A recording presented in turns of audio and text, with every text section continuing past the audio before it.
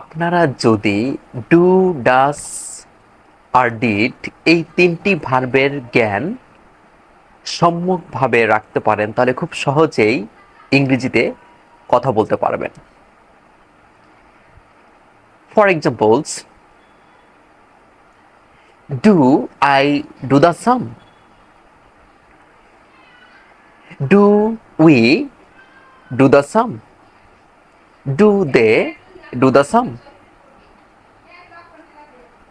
এবার ডাজ দিয়ে, does he do the same? Does he eat rice? Does he go to school? এবার did দিয়ে, did I eat rice? Did he go to school?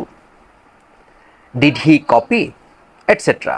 Thank you very much for your watching.